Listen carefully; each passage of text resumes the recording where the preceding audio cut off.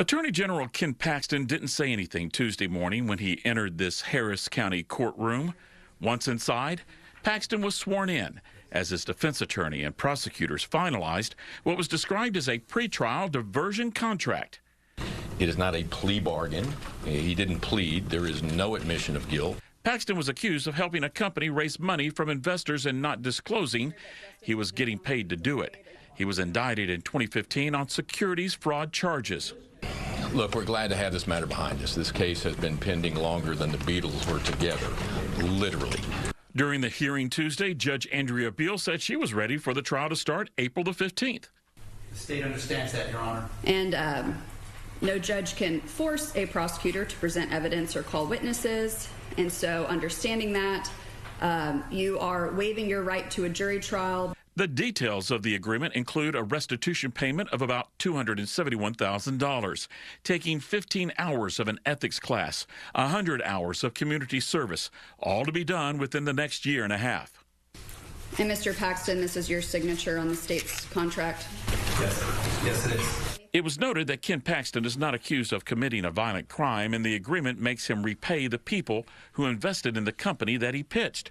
In defending that, lead prosecutor Brian Weiss said it was their primary duty to seek justice and not to convict. If we go to trial as prosecutors, three things can happen, and two of them are bad. The jury hangs or he's acquitted. We are confident that a rational Harris County jury would have found our proof sufficient beyond a reasonable doubt. But you know what? That's why God built the courthouse, because you never know. With the agreement signed, Paxton exchanged a smile and a handshake with one of his lawyers.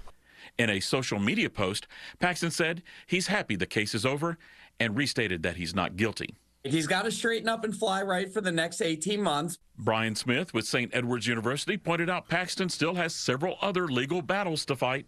Using the baseball analogy, we're talking about a 7-game series. Paxton's won his first couple games. He's gotten reelected. He got through the impeachment. He's gotten this most recent deal taken care of with the tech startup, but it isn't enough to win the series. He still has a lot facing him. And that's one of the things about the Attorney General is he's been very lucky and very good at getting through these other situations, but it doesn't mean that he's going to get through the federal trial or the whistleblower lawsuit. There's still a lot hanging over the Attorney General's head. Judge Beal also made it clear Paxton is not free and clear with her court just yet.